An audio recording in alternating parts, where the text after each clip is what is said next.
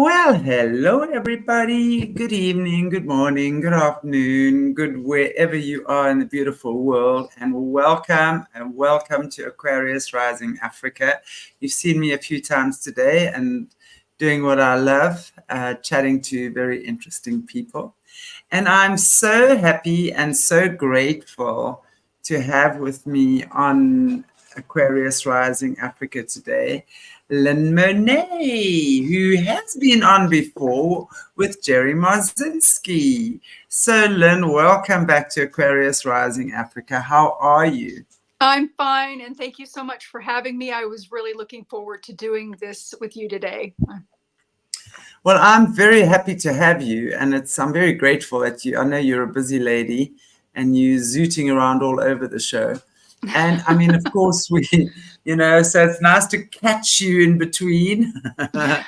And I really enjoyed the conversation we had a few weeks back with Jerry Marzinski. I mean, of course, when we were talking about more focusing on the schizophrenia and schizophrenia not really being voices in your mind or your head anyway, but really attachments from the lower vibrating, as we sometimes call them, the chicken shit demons. Yes. Yeah, that really can wreak absolute havoc in one's life. So, and I know that you were also born with special gifts and things like that.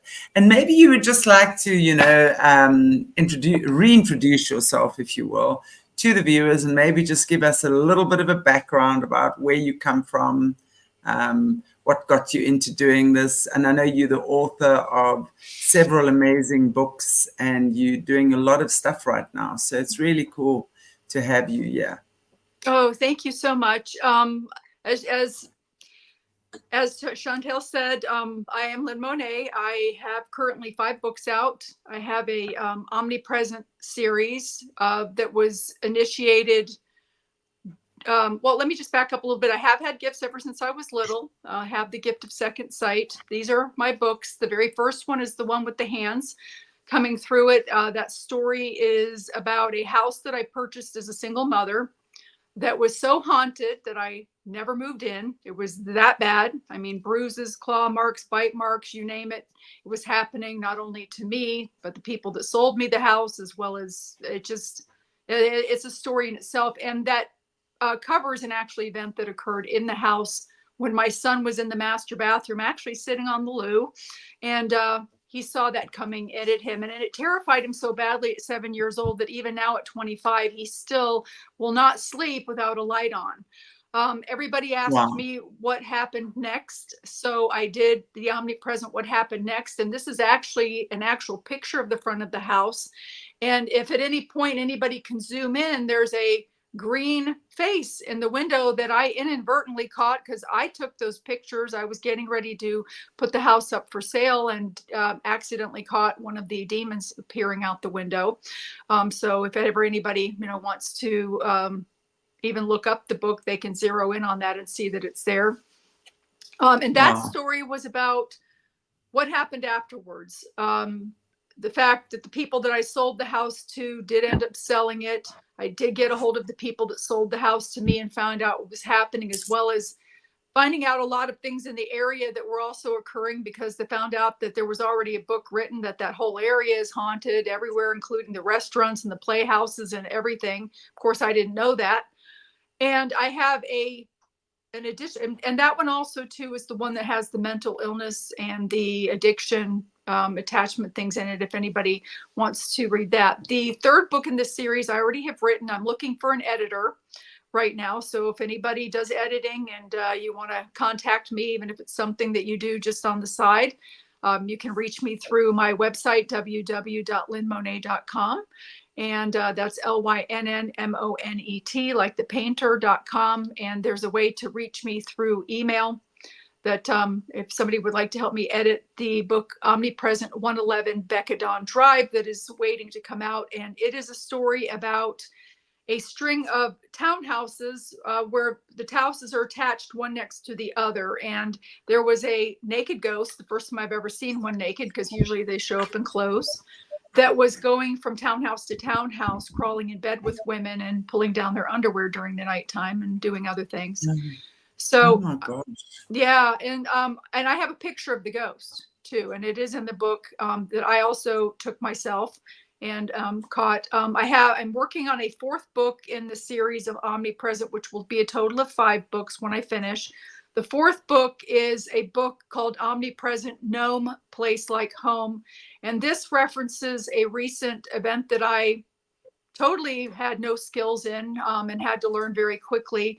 I inherited a house that I thought was haunted, and it did have some souls wandering through there, which wasn't a big deal. But when I tried to clear them out, there was this other problem. There was an elemental in that was coming into the house. A Bogart actually had a portal from England through the backyard that was coming into the house, and removing those, you can't. They were there first. And so anything that you have, the saging and all of that, doesn't work with them because, it doesn't affect them. They evolved and were created when the earth was created, and it was way before religion had anything to do with anything. So that was interesting. And the story talks about that The Colors of Heaven, which is the one with the rainbow on the front, Colors of Heaven, Beginnings Never End, is a book that I wrote as a nurse for 40 years, 17 of which has been in end-of-life care and palliative care. I am a death doula, and which means that I help people cross over naturally with comfort measures, but not all of the drugs and the things like that. Death does not hurt. Usually, I've never heard of anybody saying that the death hurts. Some of the symptoms prior to it, you might have aches and pains, but not death itself. It does not. But this is a book that I wrote after seeing my mother cross over and leaving her body, which I do see people leaving their bodies. I've seen hundreds of people pass away in my profession. And I wrote the book hoping to take the stigma of death and dying away, and hope to help people that maybe have lost someone or who has somebody that has been diagnosed with terminal illness. And there's an area in the book that I do talk about time, and I mention this because those that have a better understanding of time on the other side knows that it's timeless. We are linear on linear time here on this plane, but I had to explain it in linear terms because a lot of the people that would be reading this book isn't going to understand the timelessness in order to have them understand the short period of time that we're actually here in comparison to being on the other side. So I hope that people will read it and find much comfort. There's a beauty to it. It talks about people crossing over, and it talks about people that are in that stage of testing the between the dimensions, and they come back, they talk about things that they've seen, like children that haven't been born yet, and beautiful things, and as well as some of the things that happened beforehand where people are actually seeing spirits of loved ones coming in, and they talk about them. And unfortunately, the medical field sees that as hallucinations, but they're not. This is to be expected. The final book that I have, The Gap, I have a 15-year-old daughter, late life baby at 46. I've got 2 other children that are grown, which are the children in the first couple of books. And I was looking for a book that's more modern, that talks about this new gender movement, that talks about other things besides just the birds and the bees that they get taught in school and hopefully at home too, a better teaching. And then there's like this gap where it leaves off and then picks up with human trafficking and that sort of thing. And so I wrote the book because, it talks about things like how to clean out a refrigerator properly, and how, to get, to even wash dishes and stack them. But it talks about things too, that like what to do if a condom breaks. Not that I'm encouraging people's children to have sex too soon, but if they are having sex and the condom does slip off or break, they do need to know what to do to protect their future, because there are things that they can do, and they don't need parental permission to get them. There are things in the pharmacy, and they're not abortion pills. There are pills that stop the ovulation, and it won't hurt a child if there's already a child forming in the uterus. It won't affect it at all. And also not to go out on a date, your first date with stinky sneakers, because no matter how gorgeous or handsome you are, there's nothing attractive about smelly feet and sneakers. So just things like that, and to get off your phone. So it talks about that. And so I'm hoping that that will also help people maneuver with their children better, to have a more rounded understanding. It is not candy coated. It is straightforward. So I suggest that parents read it before they give it to their children, to make sure that they feel it's appropriate. So yeah, that's what I've been doing. I love that, you know, common sense advice. That just sounds really good to me, you know, like this common sense advice. Absolutely. It is. Wow. So many people, they have their kids that are so used to loading a dishwasher that when the dishwasher breaks, they just kind of stand there looking at the dishes like, well, what do I do with those? You know, so it tells how to properly hand wash them, and, you know, and different things like that. But there are a lot of good life skills in there. It also, there are no naked pictures in there. So don't anybody worry that there's body parts. There are verbal descriptions of body parts, but there are not body parts. But there are pictures of things like inside of a trunk, which I didn't know until I started even writing this book, that most trunks in cars that are like 2008 and newer have trunk releases on the inside. And it shows pictures of the buttons and the trunk releases and where to find them on the inside. So if you get put into a trunk, you know how to open the trunk to get out of the trunk from the inside, as well as where a crowbar is. So that if you've been abducted and you're put into a trunk, you know where to get the crowbar, so that you can open the trunk and whack the person in the head. You know what I'm saying? That the abductor, if they come to get you, there's a way to defend yourself. So there's pictures of stuff like that in there, so that they would know what to look for. So wow. yeah, That sounds fascinating indeed. Great combination there. Great, well, great variation as well. So that yeah, sounds great. I hope it helps. And it is written. Are they available on Amazon, or where would they be available? The Omnipresent, the first book with the hands, is on Amazon. It's on Barnes and Noble. You can even get it in Walmart. I don't know if you have Walmart there. And we're in Africa. Do you have Walmart stores? No, we don't. Okay. Well, they're you can get them in the bookstores and order them. Colors of Heaven is on Amazon, and The Gap is on Amazon. But my other books are on my website only. So Okay. I'm starting to kind of maneuver from Amazon, because for one thing, Amazon doesn't need the money. And the second thing is they're kind of, you know, stingy about, you know, reimbursing the authors. Tell me about it. My gosh, and don't they just take the biggest lion's share Yes, they do. Of the profits? I mean, they just are so greedy. They do. That's, Yeah, they don't tell you. They let you pick your 35% or your 60%. But what they don't tell you is when you pick one, that's not what you get. They get the difference. And out of your 35 or 60%, you have to pay the printing and the shipping and all of the stuff that goes with it to get to the person that's ordered it. So in addition, you know, they take it out. I mean, you're lucky if you get to, you know, $1 or $2 for any book. So exactly. You know, authors are not rich people. You know, I drive a little Toyota Corolla, which is a little tiny car that's efficient on gas. So, you know, it's I guess the only people that really make money are people that like wrote the Harry Potter books and stuff like that, series like that. So when there's like really millions going out, and they're making movies on them. So yeah, that's right. And they are making all of the money. So the publishers do the same thing. So I'm self-publishing and putting them through my website. So do you have a book too out? Do you have books out? Yeah, they're also on Amazon. I've actually written kids books called My Gaia. Yeah, it's on Amazon. Wow. And also it's more like a kids education. Mm-hmm. Teaching kids all the things that they need to know. How does energy work? It's all different chapters. You know, I've done it. It's been on there quite a while. I also have trained some of the SunKidz teachers internationally over the past couple of years, because it's the SunKidz programs. And I did a book for Caleb Jade in December. He's one of the whistleblowers, or not so much a whistleblower, but a discloser on the channel. And I mean, wow, he's been through I mean, he's half Native American, half German, and he's been through the entire system. They took him from the age of 2, and he's a genius, basically, and military,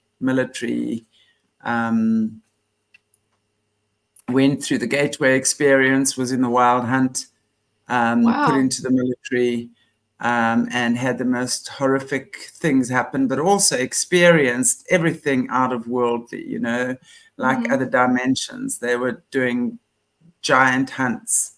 They were hunting giants. I mean, just like incredible things, you know. And the fact that he's still alive is a miracle in itself. You know, he's often said to me, his expected lifespan was to live until the age of 25, and he's now Wow. 50. And he has had. We did a short book in December called Caleb Jade's Book of Miracles, and he's had incredible miracles. You know, the way he's been protected by God, the divine force, whatever you choose to call it, is absolutely unbelievable. So the fact that he's still here at the age of 50 is a miracle in itself. And he discloses regularly. He also spent 35 years and he's a master of all 13 magics. So spent most of his adult life and childhood in the arcane and learning the dark arts completely, you know.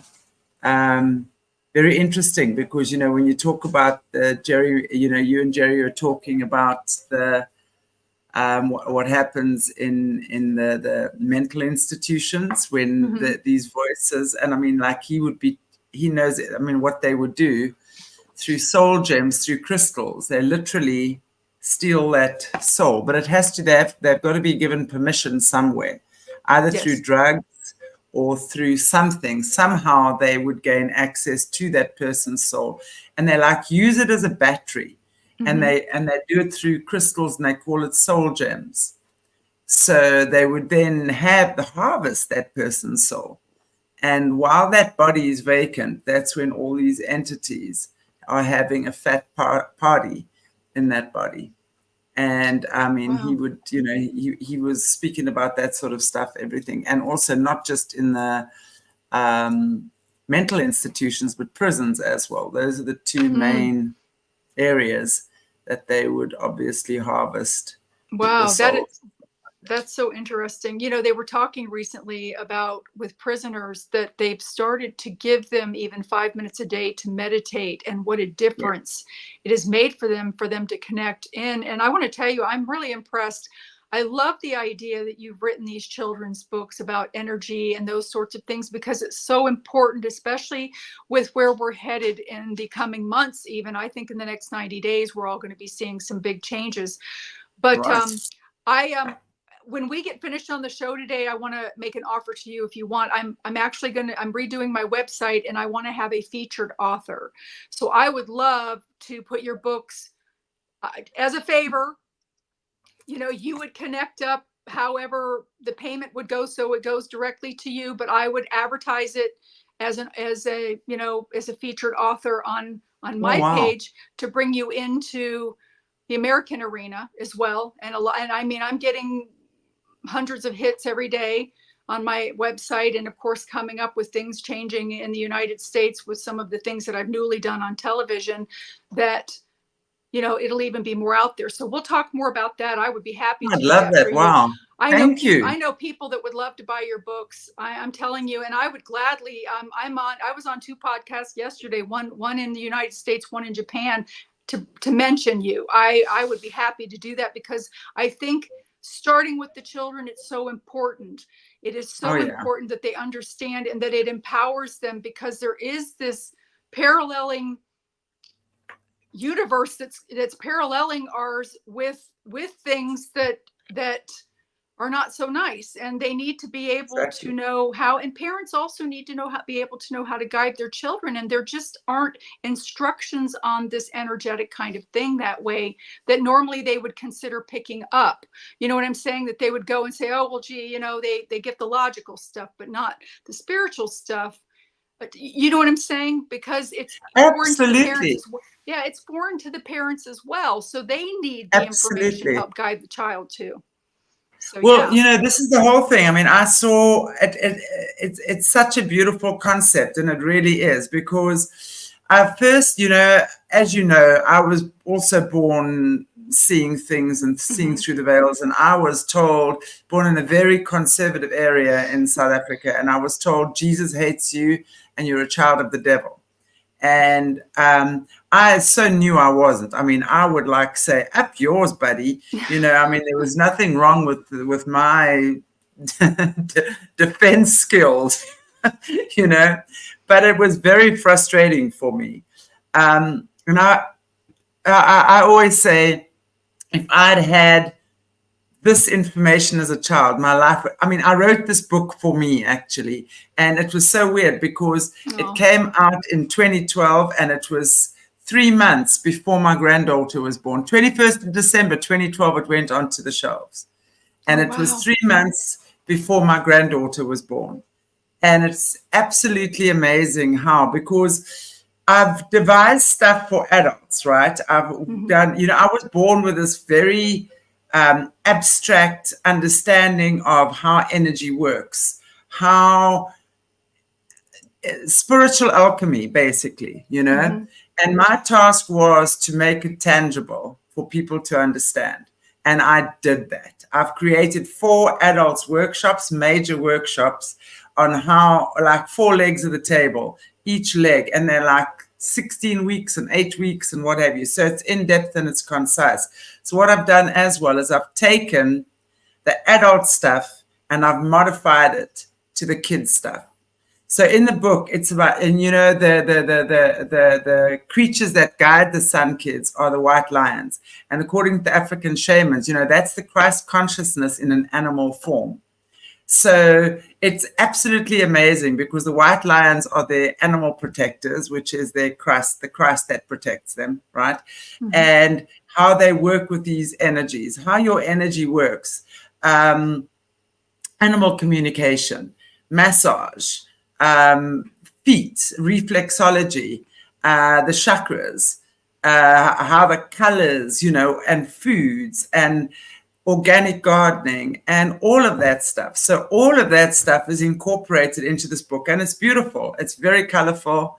It really, it took me 6 years to write, and Morné, who did the designs, it took him 3 years. So it's like a 9-year labor of love. And then a couple of years back, I then turned that into a handbook.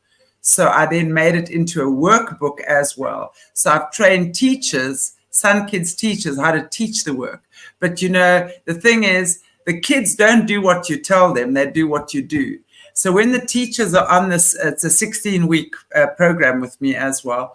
When the teachers are doing this, they're going through a major transformation themselves, because I'm saying, you can't just sit and talk. You got to get in there. You got to do it. You got to work yourself. You've got to mold your gold, So that's what it's about. And then they take it into and work with the kids in that way. So it's teaching kids how to meditate, affirmations. So it's the energy, because your energy is the fuel. And I agree, there's so much that is in this world that the parents don't understand. And because the parents don't understand it, the kids are taught nonsense. And that is why the kids get caught up in the shit they do today. Excuse my language. That's when they're getting caught up with all the stuff that's going on in the world, because the parents don't know any better.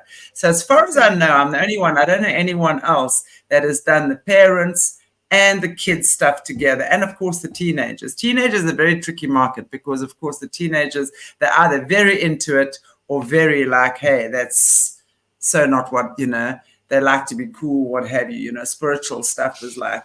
But this is, once they start applying, the whole thing is the application of the teachings. Once you start, and it's not easy, because you don't get to blame people anymore. You know that when there's a problem sitting with you and your teacher, you've got to work with the problem. You've got to see your teacher as a mirror, and you've got to see what in you is she triggering or he triggering, and what in you is being triggered, and how are you going to transform that into creative life force. So that's how it is, you know, that's what we do. Wow. It's powerful. Yeah, I want to buy your book. I mean, I'm sure that there's a lot that I can live from it. I mean, in the American culture, there's such a herd mentality that is controlled, and I'm going to choose my words carefully because I don't want fluff tube lately has been overly sensitive with things. But there's that herd mentality that our government tries to keep us going in, and by using fear tactics almost. And so you've got the government and you've got the traditional religion, and there aren't many margins for in between, especially in certain areas of the United States. Like, for instance, where I live is South Carolina, and this is considered the Bible Belt. So you have a lot of people that are very hardcore, brimstone and fire, and you're going to hell, and you know, all of that sort of thing, and they rule in fear. And there are so many children that you can just walk along and you see the light, like it's like a train light coming from their forehead, and you're like, that one's got abilities, that one's got abilities, that one's not shut down, that one is still wide open. And I think that it's wonderful that you're giving people the opportunity with what you have done in your work as a trailblazer to help the children, and like you said, help the parents too. I'm in awe. I would love to put you on there as a, you know, as a featured author, and definitely get that out. So, and I want to buy one of your books too. So, I mean, I would like my 15-year-old to read it. I would, because just in case they were supported, they're empaths, they were supported with their gifts growing up. But just in case I missed something, because, you know, we all learn from each other, and anybody that comes forward and says that they're an expert in this, they're full of it, because that's impossible to be an expert in this. We're always evolving and learning from other people and absorbing, you know, different things. And so I would like for her, I want to read it. I would like for her to read it. So I will be buying one of your books. I would love that. Thank you. I so appreciate that. That'd be amazing. Thank you so much. Wow. So I'll get that information from you on the back nine so that I can do that on Amazon. And definitely then I have too, that I could, if I have a copy of it, then I can hold it up on my shows and say, anybody that's got kids, I've written this book and I recommend this book too, you know, this one too. And so definitely get it out there for you. Amazing. So, thank you so much. Yeah, you'll have a lot of Americans contacting you for your book. That'll be awesome. Yay. But I mean, it's, and you know, this is such rewarding work. That's what I'm saying, you know, and it's just, I've always said, you know, to work with people on this level and kids as well, it's like to see the light in someone's eyes go on that minute they get it. It's like the minute. And I mean, I don't work like any other psychologist or psychiatrist or healer or whatever, you know. I'm just very grateful for the way I do it, because I just connect, and the gift that God has given me is that I can, it's like a blind person reading Braille. Mm-hmm. So I can read the energy, and I can see in the body what's creating the issue, and then I talk to the body, because the body is the most intelligent vehicle you will ever possess. So, you know, all your cells are listening. When you're leaving gaps in your body and when there's illness in the body, it really is the energy that has gotten blocked. And it's in that, when that happens and the vibration lowers down, right, that's when all these nasty entities and things will sit there and become parasites and just like feed off that. And then people think they're going mad. They're actually not going mad. You know, your body is designed to heal itself. And I've seen that time and time again as well. It's so rewarding and it's so beautiful to actually do this. So it's such a pleasure to actually connect with you. Oh, well, thank you. And, you know, I totally agree with you on that. We call the things that attach here bottom feeders. So they're, you know, they're feeding from the bottom, and they're in that low energy. And, you know, and you and I had this conversation before too, in helping take attachments off of people. And you were mentioning too that, you know, sometimes when there are blockages, I know at one point when my sister had passed away in June, I was under duress and I wasn't taking my salt baths, and I wasn't doing the meditation that I normally did to protect myself, or even putting up And can you hear me okay? Yeah, you disappeared for a sec, but you're back. Yeah, there was a thing that came through that should not have come through on my phone. But anyway, what was I saying? I was talking about Your sister. oh yeah, when my sister passed away, I was tired and exhausted because she had no end of life directives, and this 100 bird aviary fell in my lap, and I had 5 days to place 100 birds. And this lady came because she knew who I was and what I did. And she said, I think my son has an attachment. And he did. It was a nasty one. And I took it off. But the thing ended up attaching to me because so even, you know, in that energetic world, when you are helping people, you can have things attach on you too if you don't take care of yourself. So Absolutely. you know, and I did, and I had to reach out to a friend of mine to get this thing off of me. I knew it was there, I knew where it was.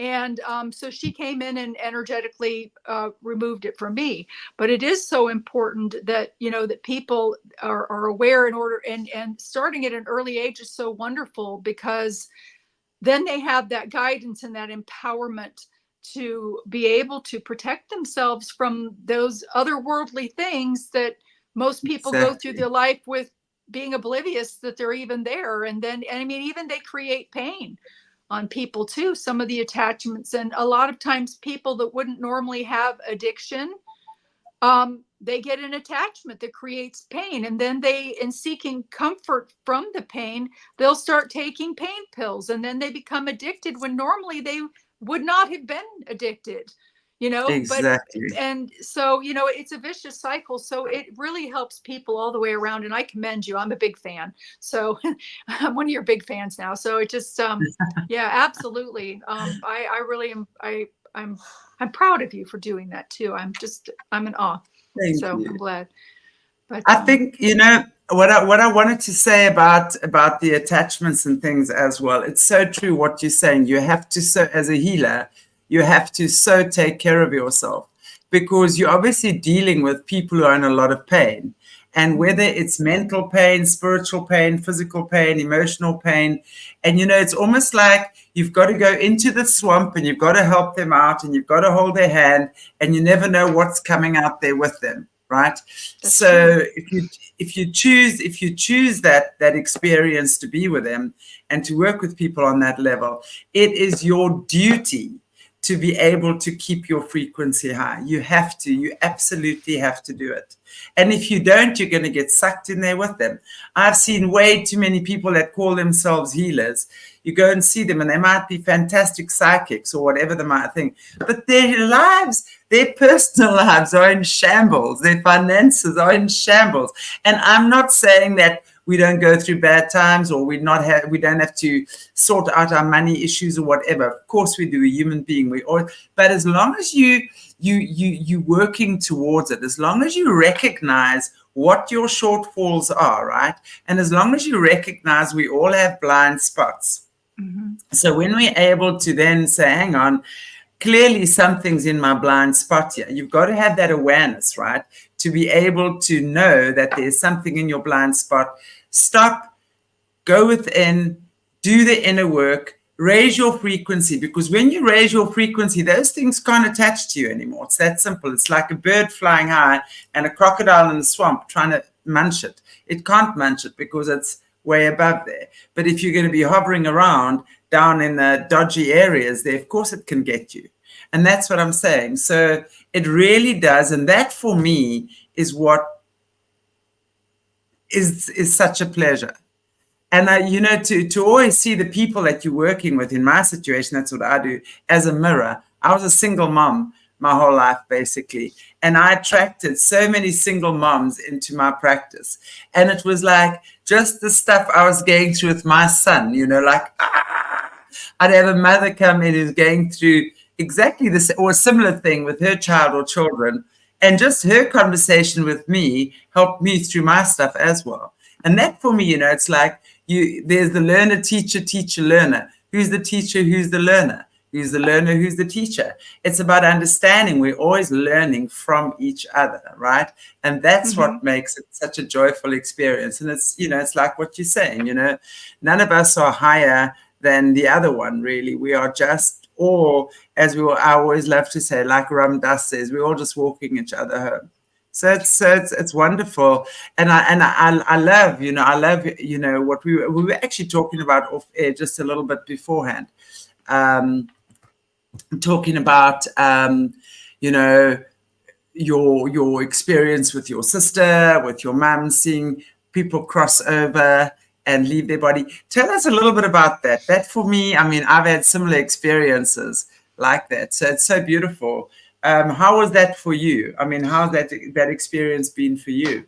It has also been very beautiful, and I feel so honored to have the opportunity to experience along with the people that are transitioning the beauty of crossing over and for them going back home. As most people are aware, there are 3 different kinds of death. There is a natural death, which most of us usually have. There's sudden death, and there is a near-death experience. And all of them are handled differently. From what I've experienced, they're all handled differently on the other side.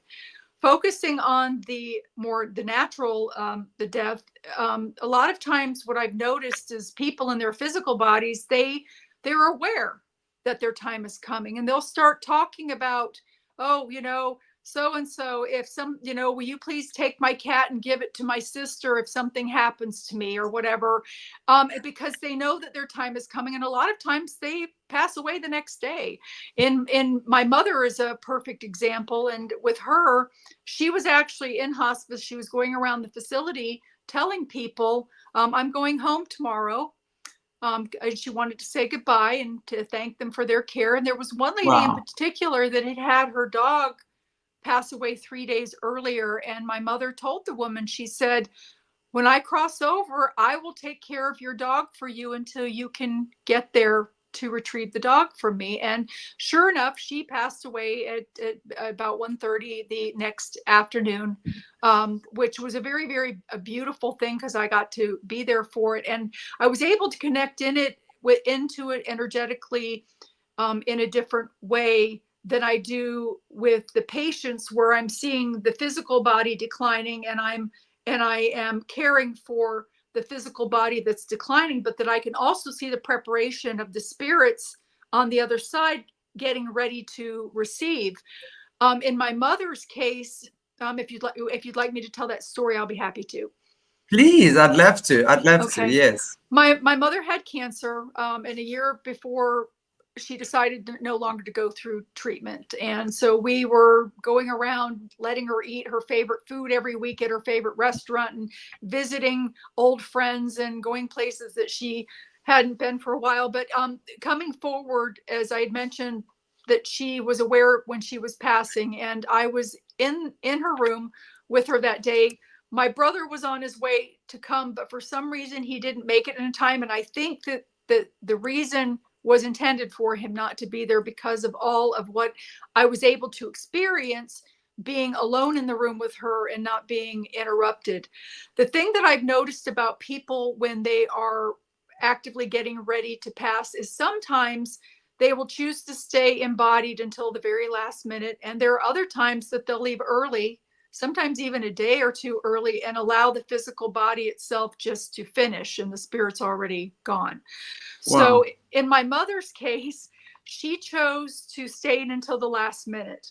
And this was obvious because even though she was no longer able to verbalize, and she was no longer able to open her eyes, when you would speak to her, she would move her eyebrows up and down and try to mouth words. So she would go, and it was appropriate because people would come in the room and they'd say, "Hi, Phyllis," and she would make that facial expression consistently. So as I'm sitting in the room, I notice the side of the room starting to fill up with a mist, which I've since learned is called ectoplasm. And of course I could see movement on the other side. I could see sometimes a pant leg stick out or a shoulder stick out. And yes, people, they do show up in clothes. You know, if you have your loved ones coming to help you when you're transitioning over, you surely don't want to see your parents naked. So yes, they do show up in clothes. And usually they show up the way that you will remember them the most, or the way that you remember them last, in a healthy state. So like if you've had a parent or somebody that has deteriorated with a disease prior to passing and they're 70 pounds versus 170 pounds, you will remember them in their healthier state of what you remember them Right. last is their healthy state. So you're not going to see this skeleton person coming up to you. So as I'm sitting there, I'm holding my mom's hand and stroking her arm, and the near the head of the bed, the misting started to efface, and in steps my grandmother, my mother's mother. We called her Grandma Girl, and she had her tight curly perm from back in the 80s, and she even presented in glasses. I mean, she looked the exact same as I remembered her. She even had on the little leisure suit that she had made for herself, and all of that. And when she came into the room, she walked over to my mother's bed and started to stroke the inside of her arm. My mom, of course, is sitting at a slant. They always are, because it helps them breathe easier. So she's stroking the inside of my mother's arm, and she leans forward to my mother's ear and says something. And my mother immediately starts doing the eyebrow and mouthing thing in response to my grandmother. And the thing is that when people get closer to death, as children are born without filters and they build up over time, those filters start to efface as you get closer to death. So you are then able to hear the telepathy from the spirit world, as well as you are still in the physical world and can hear the people that are embodied speaking. So my mother could hear her mother speaking to her, and my grandmother did this 3 different times, where she would lean forward and come away, and my mother would respond. And then I see this frantic wave behind my grandmother's head, and it was my beautiful sister Robin. She had been murdered by a jealous boyfriend in the 80s, before stalking laws were even in place for men doing that sort of thing. And the whole room just filled with her perfume. She had a unique fragrance that she wore back in the 80s, and it just filled the room. And she came around from the misting of the people. She came over to me. She embraced me. I was sitting down at that point. I could feel her hair falling over my face. I could feel her essence. It was so beautiful. I could smell her.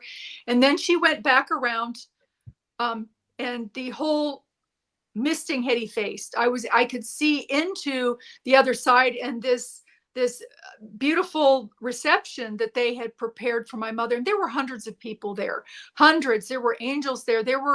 And I say this because so many people, you know, it's kind of like that division of the Hatfields and the McCoys, we call them in the United States, where you're either galactically inclined and you're born of the aliens, or you are spiritually inclined and you come from God, the source. And this is where it all kinds of enmeshes together. Not only were there angels, there were these beautiful, just magnificent beings that radiated the same love and beauty that the angels did. And really all of the people over there radiated such a love and joy. But they were very, very tall, and their heads, the 10-foot ceilings, like came at the top of their eyebrow, and they had this luminous white hair, beautiful, like lavender blue colored eyes and blue eyes, and they appeared to be from somewhere else. And I'm saying that because if you want to take it from a scientific angle, energy cannot be created or destroyed. So in the sky, there are so many stars that could be sunshines to other solar systems with planets similar to ours. And it would be very ignorant on our parts to think that we are the only ones in the whole universe. So exactly. when those beings finish out their lifetimes on their planets, they have to go somewhere too. And so that is why these beautiful beings that appear to be from somewhere else are also there, which kind of brings the galactic together with the spiritual. And I don't mean that the ones that look like bugs are there. You know, they actually go somewhere else. They do go somewhere, but they go somewhere else. They don't go up into the same dimensions when they finish from what I understand, but I didn't see Right. anything like that. It was just these beautiful, just magnificent. I don't know if they were male or female. It didn't matter. They were just gorgeous, just gorgeous. I mean, and the feeling of the love and elation that comes from that other side, you just can't help but smile. I mean, there's no words that you can verbalize to describe it. There's no feeling that we have that can touch it. It just is encompassing. And so I said to my mom, I got up, I kissed her. I told her, I said, Mom, I'm going to be fine. It's time for you to go home. Grandma and Robin are here to help you. And she, of course, mouthed and did the eyebrow thing. And I said, you know, we will see each other again. You know, I'll know that you're around me. We had actually made a pact before she died of something that I'll share with you too, if you want later. But so I told her, you know, that I would know when she was around. And she literally took her breath about 10 minutes later.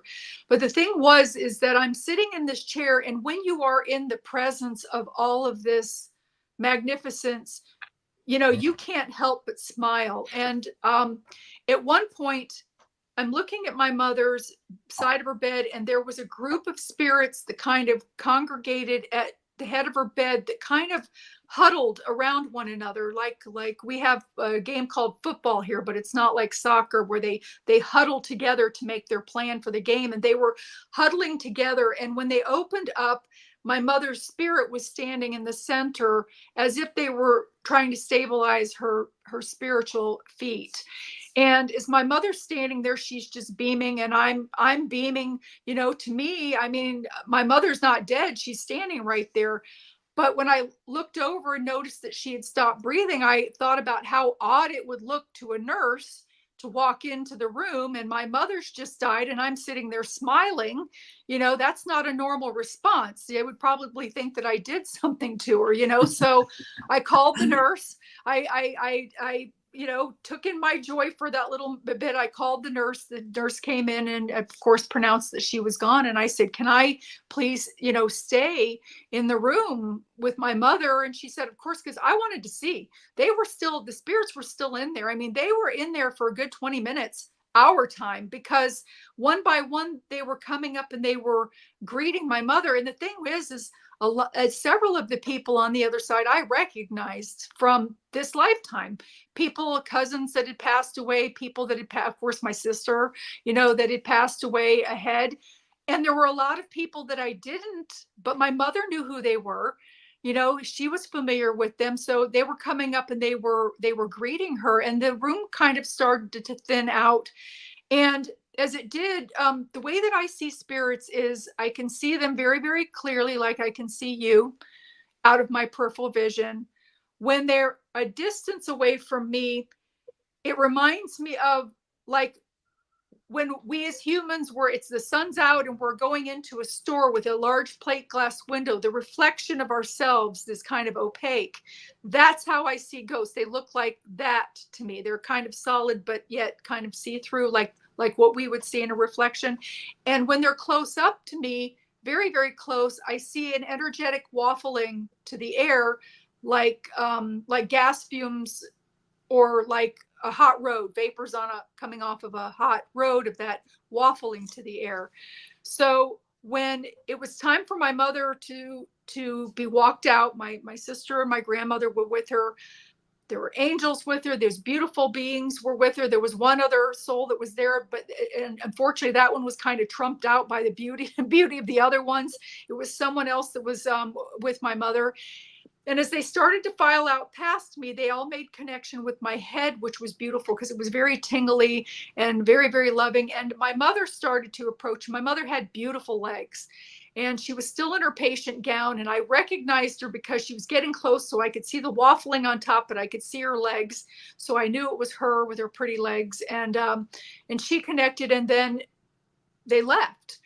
And I just sat there in awe of the moment and just the feeling of the energy charge that I received, and it was almost a glittery feeling. I mean, I don't know, again, there's no words to really describe it, but after seeing that in that much detail, I thought that I could bring a lot of comfort to people, especially in my field of work with which is why I became a death doula, because I realized that there's so, in that moment, seeing it in that detail, there's even more to it than I ever even realized.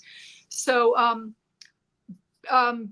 again, being a nurse for many, many years, I've seen a lot of people pass away. And if you'd like me to share some of the things I've experienced with that, I'll be happy to do that as well.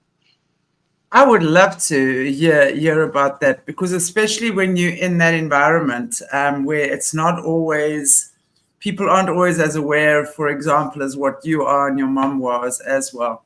It's beautiful. I too have experienced some amazing experiences with loved ones crossing over. The story I will probably most often told on this channel was my fiance, who was killed in a hijacking as we call it here. Oh. And it was very traumatic, because he was a foreigner, he was an Austrian, and I was his next of kin, so I had to go and identify his body. Oh. And it was just crazy when, they had this like glass window with this ugly pale blue curtain, right? And I was standing there, I had no idea what to expect. And the next minute, bush, this curtain is just pulled open, and there he was lying on this bed. And it was just crazy. I was just like freaking out, And although I absolutely knew, he knew he would never reach the age of 30. We were both 29 at the time.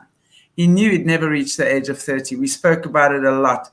Exactly the same thing. He'd started seeing earthbound spirits, and he'd started seeing through the veils at least 3 months before he crossed over. And he said to me, and we'd actually finally, after 7 years, we had set a wedding date, which was going to be 6 months down the line, right? But by the same token, he actually looked at me and he said to me, we'll never get married, don't you? I said, yeah, I actually do. He says, but I'll always be there to tell you what happened, and I'll always come back when you need me. And it was like that. And that was the Monday night. That was the last time I saw him. In the early hours of the Wednesday morning, that's when and I woke up with a gunshot going off in my room, sleep.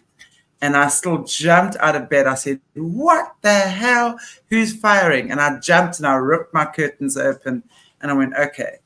And then obviously when it all came to pass, and then I knew what time he'd crossed, because I could see the time on my alarm clock.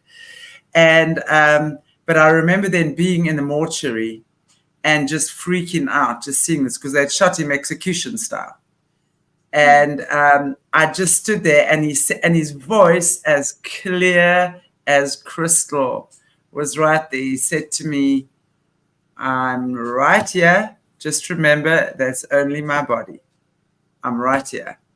And in that moment, I felt his presence so strong. And it was like all that raw pain, that feeling of being ripped and shredded apart, just dissipated. And I felt at ease in a way that I'd not felt at ease before. And it was amazing, because I felt him so strong after that. He'd come and visit me in dreams. I remembered him coming to me in dreams, bringing me grocery packets. And I'd forgotten to eat. And he'd say, you need to go shopping, and this is what you need. And he would show me in the grocery packets what I needed to buy, because, I was just not feeding myself for a while. And it's quite amazing, and I always say, he died for me, because had it not been him leaving at the time that he did, I would not be doing the work I'm doing today. His death was the catalyst for me to do this. I was born with a gift, but for many years, I kind of put it in abeyance, because, and in my early 20s, I started studying it again. I started studying things like astrology, palmistry, tarot, numerology, you name it, because my grandmother was like that. So it was nothing strange in our household, right? But I just wanted to find a way. And he was there all the time. He was encouraging me to find my path, when at that stage. But what was really amazing was that after he crossed, it was like for me, And the thing that was most significant in my mind was, if today is my last day on earth, or if I knew today was my last day on earth, or if I knew someone I loved, it was their last day on earth, how would I want it to be? And that was the thing that inspired me to do the work I did. And it's because of that I've started doing what I do. It really is. I met the guy that shot him. I went to see him in jail. I spoke to him. I made my peace. It was just amazing. And the minute I made my peace, it was like my life just changed. And I'm not saying I wasn't sad or had my moments. Yes, for the next 5 years, rest assured, I did this because in my humanness, I missed him a lot.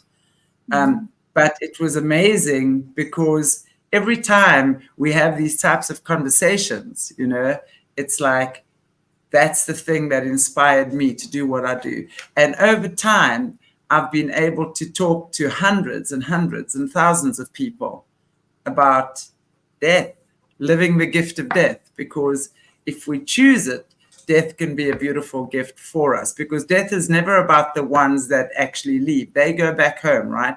Yes. It's about those of us who stay behind, and we've got to overcome that loss, and we've got to turn that loss into a gain. Absolutely. A spiritual gain. That is so beautiful. The way that you put it is absolutely so beautiful. And you're right. And, the thing that people also, in addition to what you said, need to realize is that we don't die. We simply shed our skin and go. And the grieving sometimes kind of holds them half here. Not that it holds them here because they can be 6 places simultaneously, but it kind of keeps pulling them back. And it's so important that the grief also holds the person in a state where they're not moving forward. And the spirits really want you to move forward. But if you could imagine them going on a vacation to the most magnificent place that you can even imagine, and they're going to get to go and live there for a while, and that you eventually will see them again. You'll see your animals again. They cross over too. You'll see your loved ones again. And you might get more than you bargained for too, because not only do you get to see the pets from this lifetime, don't be surprised if maybe you had a white buffalo or an ostrich and another one that comes bounding up to say hello and hug you too. So, and you remember them all, right? Yeah, absolutely. And you do. You remember all of them and their names in that time, because all of the veils and things have been lifted that kind of hold you here in this bodily mentality. And so if you could think of it in that way, I mean, who wouldn't want to wish someone off on a beautiful vacation to the most amazing place where they can be healthy and no pain and that sort of thing, and understanding that they're not really gone, they're not dead, that we've been taught through many things, including traditional religion, that there's such a finality to death. It's only a finality to the physical body.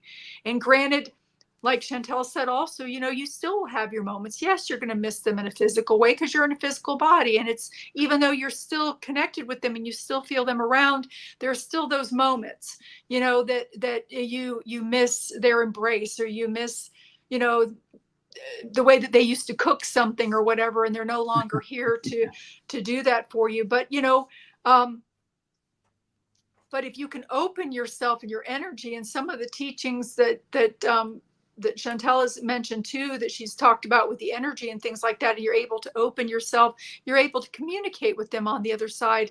I know with myself, my mother comes through like a megaphone a lot of times. And I remember one time in particular, I said to her, I said, Mom, don't you ever miss, my mother had special recipes for some of these brownies that she used to make. And there were salads that she used to make that I don't know what she did, but they were just really, really delicious. And I said to her, I said, don't you ever miss, the brownies that you used to make, or the potato salad that you used to make? And she comes through like a megaphone and she says, we don't eat here. And I said, yes, I know that. I know you don't eat there. And she says, but we do everything by thought. She said, for instance, if we want to go somewhere, we think of it and we're instantaneously there. We just immediately travel. And she said, when it comes to food, because I've heard a lot of people say, oh, I'm going to miss eating, spaghetti, or I'm going to miss eating, my broccoli with cheese or whatever when they cross over. My mother explained that because the mind is so strong and thought is so strong, that all you have to do is think of the food item that you had here or on another planet for that matter. Your favorite food might be from somewhere else. That all you have to do is think about it, and it comes to you in the memory recall as if you are eating it. So you get the flavor and the sensation of eating it without actually eating the food. And I'm like, wow, wouldn't that be a wonderful thing with ice cream? You could eat as much as you want, and you don't have the calories. So, there's so many things that you still can learn from them. And not only that, if we have time to share this part, do we have a little bit of time? I wanted to. Yeah, we can definitely carry on. Yeah, please. Okay. My mother and I, before she passed away, we made a pact. And not that the person still has to be alive for you to make the pact, because they can hear you the same as Chantelle and I are talking. They can hear you the same way. They keep all of their senses. Some people mention, well, how can they smell? They don't have an olfactory nerve. Again, as the taste, the smell is a memory recall. So yes, they can smell certain things. And that goes with people that have crossed over or not. So a lot of times you'll see souls around that have been alcoholics, maybe hovering in a pub wanting to smell somebody's drink. But anyway, the other direction, I just got myself off track here. Oh, my mother and I, we made a pact. My mother had very, very long, beautiful, white, pearlescent, wavy hair. And all of us are brunettes in the family. And I said to her, I said, Mom, sometimes life is so stressful. And, I want to know when you come to visit that you're really there. I need something physical to assure me that you're there. And so we agreed that she would leave one of her hairs, because they can do that. They can move feathers. They can move certain things that are very lightweight very easily. And so she did. So after she passed away, the day of her memorial, I drew a bath, and I put some bubbles and some salts in there. And I come to get into the bath, and there's a long hair laying lengthwise on top of the bubbles of one of my mother's hairs. And, granted, I was in her house and that hair could have gotten there, but it was laid on the top. But there was a time after that, and I'm still finding her hairs. My mom's been gone for 8 years. I've moved twice. I have a different car. She's never been in the houses. And even we just had a holiday called Thanksgiving, which is an American holiday. But when we have our dinner, I found one of her hairs laying lengthwise across the seat of one of the chairs. And I kid you not. But there was a time before this that I couldn't dispute, because I had gone back to school to further my education later in life as a nurse, to further my degree. And I had a class. I was having a test that day, and I hadn't done so great on the first test, and I really had to pass this one or I wouldn't pass the class. So I went to the school bookstore, and I picked out a 3-ring binder out of thousands of binders in multiple colors. I picked out this binder. I never looked inside of it. I picked it out. I picked out the loose leaf papers that I was supposed to have to go inside of the binder, went to the register, paid for my items, went to my car, went straight to the school, went to my classroom, and I sit down at my desk. And I'm just fretting over this test. And I'm like, oh man, I still don't feel prepared. I was going through some personal things at the time. But anyway, so I sit down at the desk and I open this 3-ring binder. And in the center ring, in the teeth of that 3-ring binder, looped in the teeth, was one of my mother's white hairs.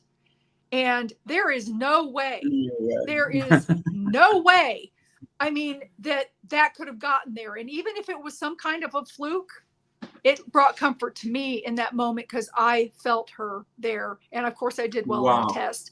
So they can do that. And usually, you want to be specific and not change it. My sister, who passed away, and she left her body about 35 or 40 minutes early. I saw her come out, and she met with my brother, who was waiting there to meet her. My family, I'm the last one left in my immediate family, and the other 5 are on the other side.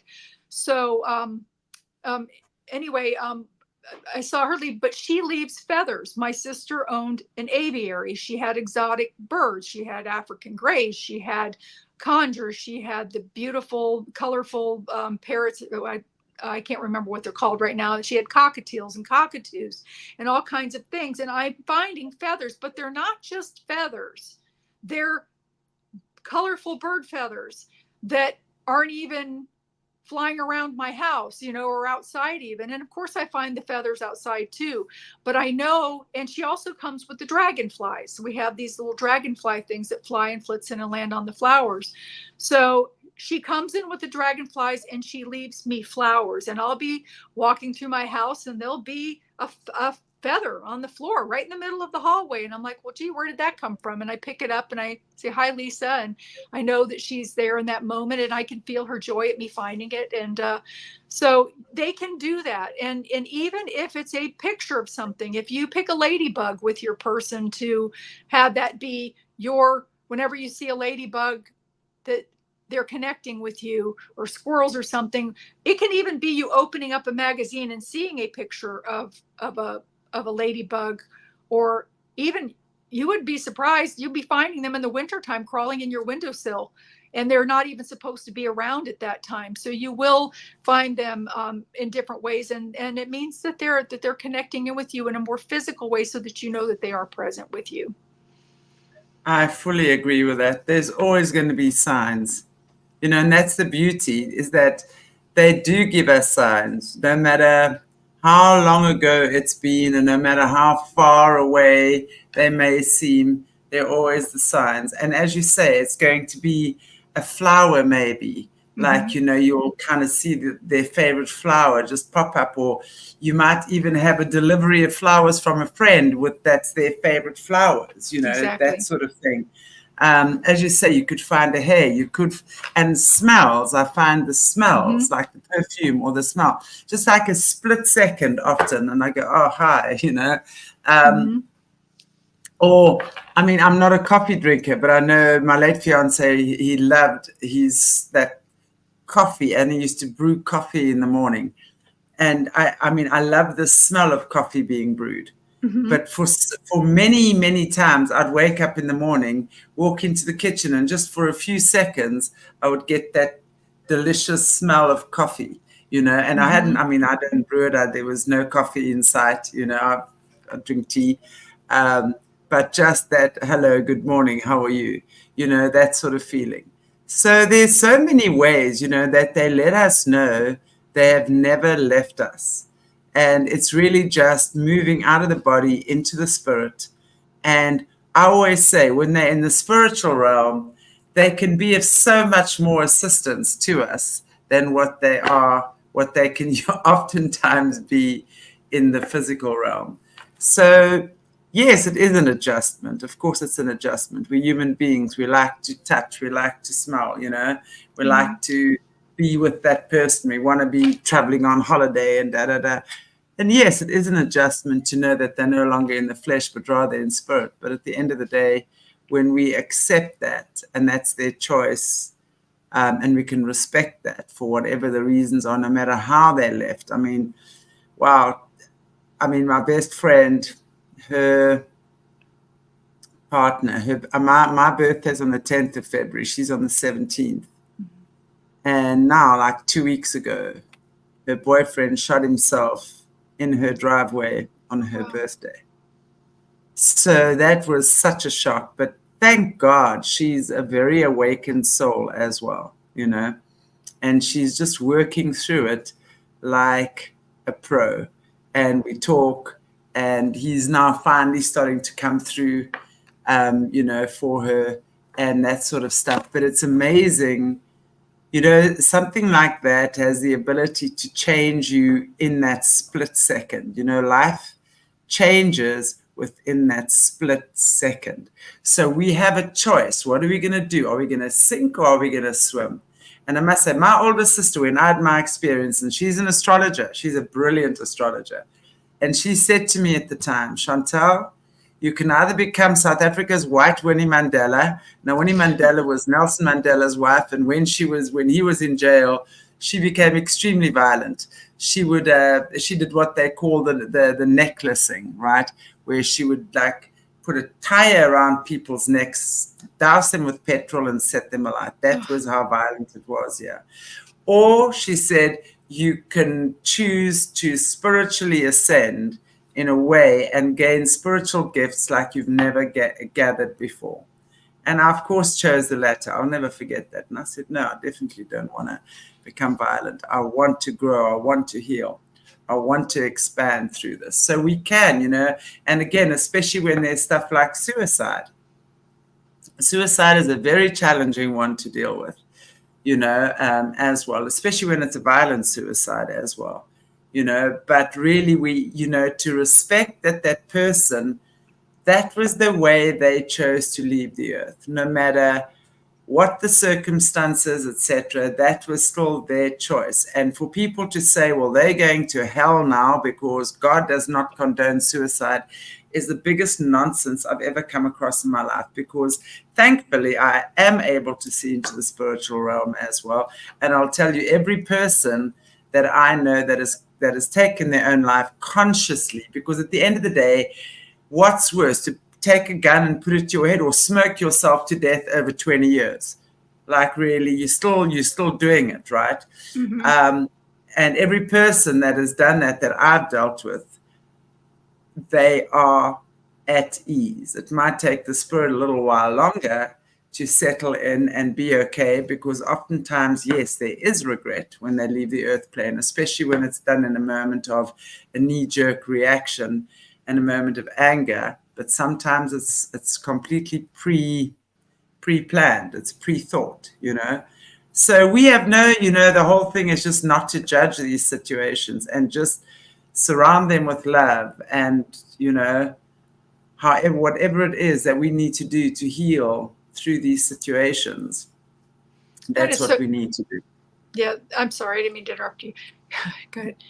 What you say is so true. They do not go to hell. I totally agree with that. And, you know, people have to understand too that with suicide, things are looked at differently on the other side. Like, for instance, if someone commits suicide for medical purposes, it's totally looked at differently, because their time is coming to an end anyway, and they're not, you know, it's not stressful. They have their reception. People with sudden death, which suicide is also considered a form of sudden death, a lot of times one main soul will be sent in first to help collect them, because having the reception brought on that they do get after the fact with the sudden death, it would be overwhelming, especially if they're standing there trying to bargain with God to crawl back in their body for one more breath because they left their tea on the stove burning and they're worried about their dog in the house burning down. So, you know, so they're bargaining. And at that point, if you were to bring on the whole reception, they would probably run off in the other direction saying, no, I'm not ready yet. So they have to come to a point where they've accepted the fact that they have passed, and that they then can continue over and receive all of the good things. And with suicide too, when it is done and it's premeditated with like a mental illness, for instance, that is considered too, you know, the suffering that the person is going through, and perhaps they even have attachments or something that has derailed them on their path, and it's impossible for them on their own to get through. So all of that is taken into consideration. And I agree too with Chantelle, where if it's a knee-jerk kind of thing, that is seen as a little bit selfish, you know, on the other side, because it does create kind of a rippling effect. But they too they do get even a form of schooling. They do get some of the things, but they also have to settle in and take responsibility and understand that they've died as well. But they do not go to hell. They do not. So that is, I concur with Chantelle on that one. So. It's true, you know, because I think if we think of the human psyche, we hold on to life at all cost. Mostly we fight to live, right? I mean, if we're going to defend ourselves when we're in dangerous situations, etc., we're always going to fight to live. Look at how we do that. And the way I look at these things is that when someone actually takes a gun to their head or overdoses or whatever, hangs themselves or whatever the case might be, it's almost like what I observe. There's a switch in the mind that something has made them switch off or switch on, whichever way you choose to look at it, where they just don't care anymore. They just don't want to be something. It's usually trauma that has taken them there, sort of trauma that is, and as you say, what I've observed a lot in these situations is attachments. There's entities and attachments that have this kind of niggling. And yes, they've obviously been of that vibration where that attachment is able to connect. But at the end of the day, who am I to judge? Who are we to judge about that? That is their path. Right. They need, and as you say, they need to take responsibility.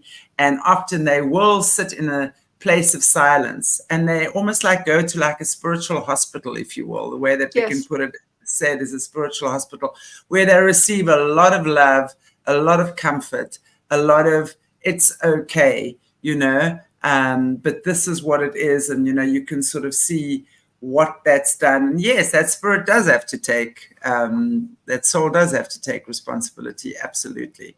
But I think it's also for the ones that are left behind. Now, how do we deal with this situation? Does it make us sink or does it make us swim? It's always a two-way street, I think, when it comes to these situations. Yeah. What do you think?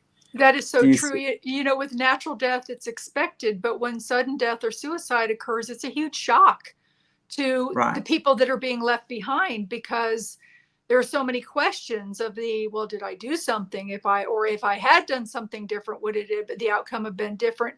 And it really creates a situation where they have to reflect into themselves, and hopefully they do take that and grow, with that. And so, suicide is always an interesting subject, because people have a lot of questions about it, because they've been conditioned to it being one way, and it's not. It's very, very different. And like Chantelle said, yes, they do. They go through a nurturing period, and then they also, they continue on in their schooling. They do their life reviews and all of that sort of thing too. And so, but yes, it's not that you should go out and commit suicide. We're not encouraging that you do that. We're not trying to make it that it's this beautiful thing, because you're obviously here for a reason. And who knows, you might be the parent of the child coming in to cure cancer. And if you decide to exit early, that child doesn't get to come through.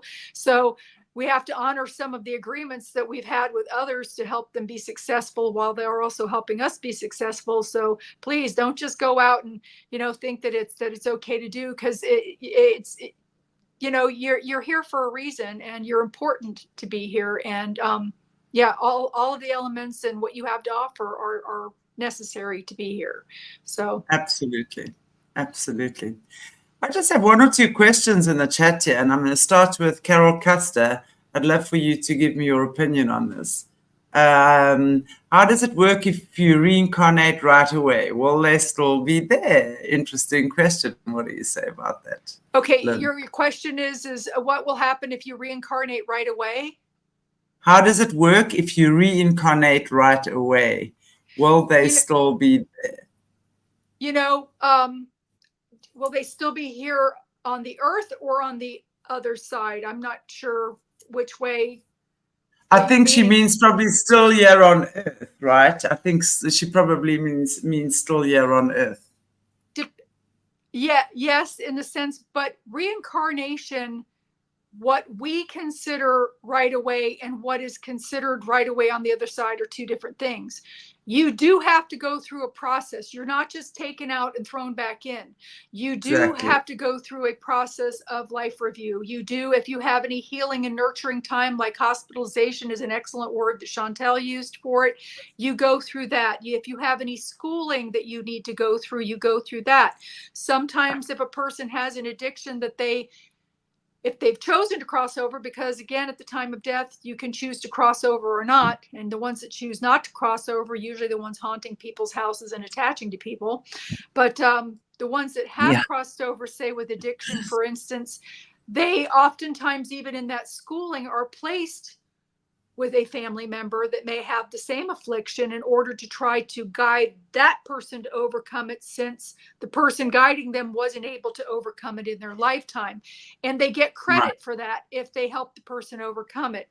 But And with those skills and those tools that you've now obtained, then you're sent back in. So it's not like you die and then the very next moment you're being birthed. You can come back in again. Right. There is a gap of time. And since the Yes. time on the other side is timeless and the time over here is linear, I mean, there could be anywhere from a 2-year to a 10-year gap or 20-year gap before you're sent back in. And, you know, people will be different. They'll be older. Some may have passed away, you know, so it would be different. And usually you're placed in a similar situation as close as they can get it to what you were in. But I know myself, I've seen a couple of people that have had, well, my boyfriend, for instance, his mother passed away, but one of his nieces had a little girl recently that looks just like his mother, and I can feel her spirit. So I know that it's his mother reincarnated, even though she's been gone for 11 years.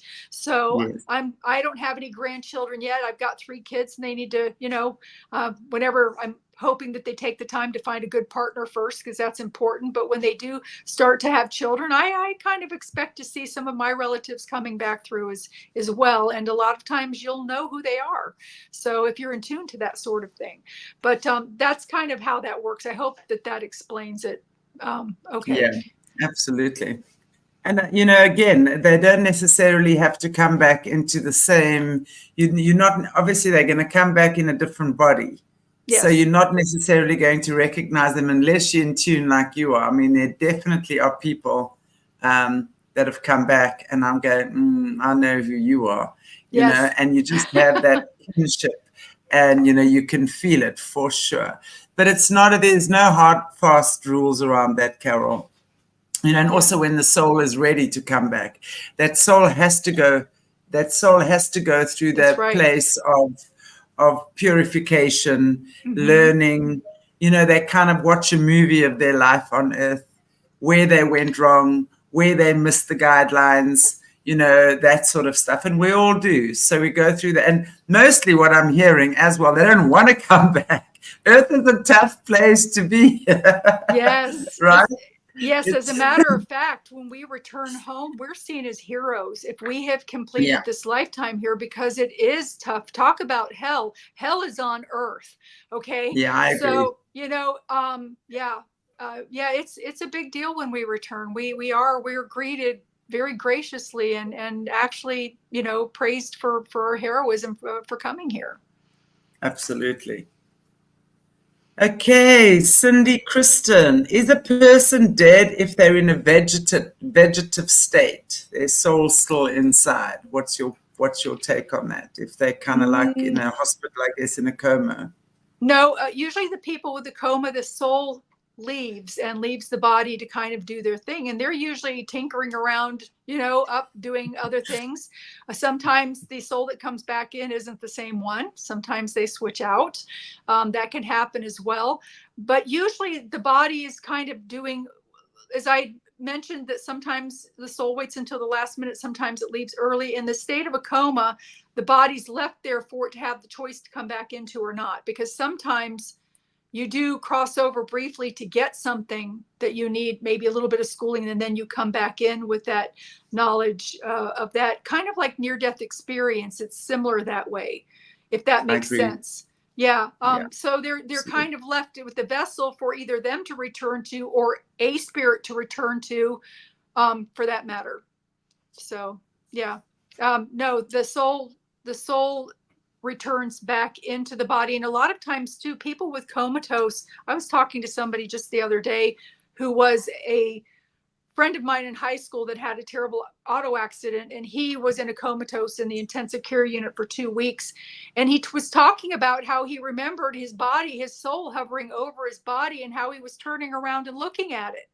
So it is very, very similar to a near-death experience, but sometimes it's months before you come back in versus, you know, days or hours before you return back in. Exactly. And again, that would also be, you know, a lesson.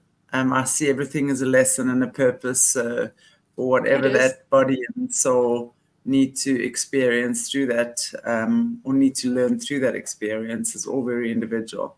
Yeah. Right. And there's a good chance too that that person's soul is standing right next to you while you're standing there looking at their body that's comatose too. So, you might feel them around spiritually as well. They're not anchored, they're free to move around.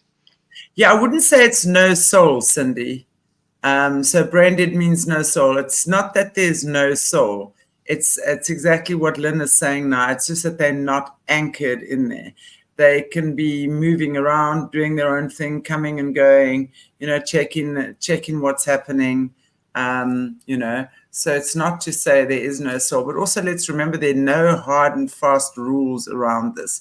Every person is so unique in their experience that they're going to experience it differently. But it's not that there's no soul. It's just that soul can be, as Lynn says, tinkering around.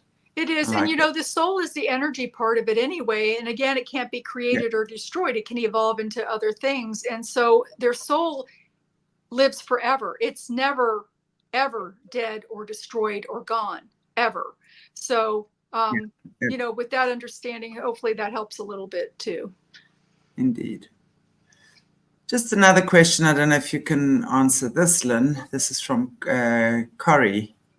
My husband died last April. I'm sorry for your loss. That's quite recent. Too. What happened right after death? I think that would depend on the individual, but I'm not sure what death he had. What would you say? What happens right after death, Lynn? Well, and again, it depends on whether it is a natural death, which we expect and we graduate into, like if he had cancer or some terminal disease that took his life, and you had your time to go through the steps with the person as they transitioned towards death. Sudden death is handled differently. Because it's the way that the spirit itself reacts, and the shock of being just catapulted, out of the body unexpectedly. And, they're still in their mindset of they're driving their minivan and their kids to school, and they don't realize maybe that they've been in an accident until they are there seeing the ambulance come and they can see their body laying there type thing, and they're bargaining. So each thing it's handled differently that way. But once they get past the part where they've acknowledged death, they go through a period, like Chantelle said, of nurturing love, hospitalization almost type thing, to help them heal some of their mental illness and things like that. Then they move forward into their life review. Like Chantelle also said, it's like a big movie theater. In that moment, you are judging yourself. You are not judged. And that's another thing that's important for people to understand too, that we judge ourselves in that moment. So you are actually placed in the shoes of anybody that you did something good for, and you get to do the feel good, or that you've done something negative to, and you get to feel the feel bad that you created for them and see the rippling effect of that. And then you go forward with any kind of education, or any kind, in the case of somebody that's incarnated versus reincarnated, they kind of go through a they go through a reconditioning kind of thing after going through the shock of life. And recently there was an author called Danny and Brinkley that has had multiple death experiences. He was struck by lightning twice, and he was talking about his most recent near-death experience, that when he came back, everybody noticed that he was hugging people more. And they're like, Danny, and you've become such a hugger. And he says, well, that's because when I get on the other side, all of the hugs and the feel goods that I've given to people, I get to feel that on the other side when I go back there. So that's called true karma. That's the karma, right? That's where we experience the karma of the life we've lived. Absolutely. That's true. Absolutely. So hug more, smile more, love more. Don't sweat the little things, the stuff that's not important. Choose your battles. Some things just aren't worth it and important. And I think that all of us are feeling the shift in the energy right now. We're transitioning dimensions right now, and there are some shocking things are coming up, but all of it justifies the means, and it's going to end up to be something wonderful for the collective. So, be patient with yourself. You might find yourself a little bit more tired, but it's because some of the things are changing. Absolutely, it is. It's quite a crazy time right now. There's definitely so many shifts in the timelines, and I think the separation between the choices of going light or going dark, literally, are, and it's almost like a bottleneck. We've been in experiences now that many of us had never thought that we would experience. But Corey, what you're saying, okay, had a heart attack, so that's quite an extreme. It's quite a immediate sort of maybe a shock. I also say, you know, what I see in these types of situations is, where are people at spiritually? You know, if you believe that you're moving to a better place or you're going back to your creator, whatever, invariably you will often go there. You know, that's where you go. I've also come across, because I've also in my time seen a lot of earthbound spirits. It's like they really don't even know they're dead. That's you know, true. There was an old man who sat sleeping, and he was in his chair, and he fell asleep and he just never woke up, right? So pretty much died in his chair, and he still believed he was in this chair, and getting very, very frustrated because no one could see him anymore. And that's when he became angry and started knocking things around the kitchen. And that's like haunting. That's what we call the spirits that haunt. And what I would often do is help them across. You know, I would show them the light, and very often they have their angels there, their family members that have crossed over. And they are there waiting for them. And, you know, these family members and these angels and spirit guides and things like that, they will take them across.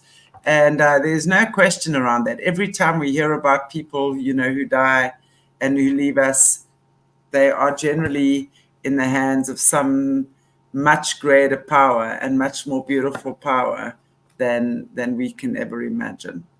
Charmaine, I so hope, you know, that what Charmaine is saying is, so hopefully my mother will not reincarnate into someone I know. She made my life a living hell and had me in SRA. I'm still trying to forgive her. I understand that is something really, really challenging to go through. And I pray for you that you do forgive her, because forgiveness is not about her. It's about you. It's about you not holding on to that hell that she put you through. And I know it might sound easy from someone, you know, coming from someone like me, but I do know that to be true. So Yep. And I back Chantelle up on that. And also, her being that way with you may have helped you to meet a lot of karma in this lifetime and overcome it that normally you wouldn't. And you never know. You might have been her mother in the past life that was the one that was not so great. And we do choose our parents when we come in, and not that I'm trying to take away from what you've been through. I'm so sorry to hear that. However, if you can look at it in a different way, that yes, we chose our parents for a specific reason, and that we don't know what karma we had with them that we're meeting by going through some of the things that we go through. And if you can try to look at it in a way that your mother may have even sacrificed her lifetime to be the way that she was to help you evolve, if you could look at it in a loving way, it might help to bring some comfort and some closure and some healing for you, to realize that it wasn't being done on purpose. You know, chances are she probably went through SRA herself. Yes. And it is, you know, it's such a crazy experience to go through. And I understand that, as you say, you are having flashbacks, making life so hard. I think, you know, it's such a process to get there and to go through that. But once we choose that healing, it's always available to us. This much I do know. So, yeah. Lynn, it's been such a pleasure having you, and I will definitely have you back very soon again. I think there's so much that we can talk about on these topics, and many others as well. I would love that. Yeah. Yeah, man, you're my new beautiful friend. So yeah, definitely. I'm so I honored feel the to, same way. It's yeah, such a nice sisterhood here. yes. And I really appreciate your knowledge. I love it. I wanted to ask you, did you know of a guy called Dr. Michael Newton? No. Dr. Michael Newton, you must get his book called Okay. Journey of Souls I'm writing it and down. Destiny of Souls. What he does, and he's an American guy, he's passed away now. But he wrote a book, as I said, Journey of Souls. And that book came to me. It wasn't even available in South Africa yet. My friend went on holiday to America just after Hannes was murdered. And she Oh, brought wow. it back to me. And he was a psychiatrist, right? Mm-hmm. And he did traditional hypnosis. Mm-hmm. And purely by accident, one of his patients was in constant depression, right? And he then hypnotized her. And accidentally, she took him into the spirit world. So, in other words, life between lives. So, what happens when we die and before we reincarnate again? It is the most fascinating book anyone has ever written. There'll be lots of people that will talk about, Brian, whatever, I can't remember his name, this, that, and that. But he takes us into the spirit world and beyond. So your soul groups, your life choices, what happens once you die, what happens before you come back, how you actually sit with your soul team and you actually sit with a group and you decide what it is you're choosing. That book gave me the most incredible insight. Every cell in my body went like when I read that book. And as I said, that was many years ago after Hannes passed away. Yeah, I will definitely look it up, but I'm going to buy your book for children first because I want a copy of it so that I can show it off to people. And, when people reach out, what would be a good book for children? This one, this one. So definitely. Thank you so much. Good. I want it in my hand. So I will order it from Amazon. I'm sorry that they don't pay well, but it's probably the least. I mean, it would, for you to send me one from Africa, it would cost like probably $45. I know, it's like, and that's why we don't even have I'm actually now just starting to print Caleb's book here, but it's ridiculous to order anything from overseas because I think I'm paying $50 just on postage. Yes, and I mean, that exactly. is like a ridiculous amount. I need to postage. So, but anyway. I will get it from Amazon, and I will have a copy of it the next time we speak, hopefully, because I'm going to do it as soon as we step off from this and after I speak to you for a few minutes afterwards as well about the feature author thing. So, indeed, that'll be awesome. Well, everybody, thank you so much for joining us tonight. I love this conversation, Lynn. Is there anything you'd like to say just before in ending, just before we bid each other farewell? Yes. Don't forget to subscribe and to give this a thumbs way, way up. Your comments count the algorithm, so please chit chat away and leave comments in the thing. In the meantime, if you want to get a hold of me, again, my website is www.lynn, LYNN, Morné, like the painter, MONET.com. That's lynnmonet.com. And you can get a hold of me there and buy my books. So thank you all so much for coming and listening and watching. And yeah, we appreciate Lynn's information it's in the chat. I've just left the website there as well, www.lynnmonet.com. Fascinating lady and very chuffed to have you. Yeah. Okay, everybody, I shall see you very soon again. I'll be back on Wednesday with you all. And then, yeah, we have whatever we do on Wednesday. I can't even remember offhand. But yeah, Lynn, it's been so great chatting to you, and I'll be having a chat with you off air now. So take care, everybody. God bless you all, and I wish you health, wealth, and all the abundance you can possibly imagine. Take care. And again, thank you so much to our amazing Patreons. I really appreciate you guys. God bless you all.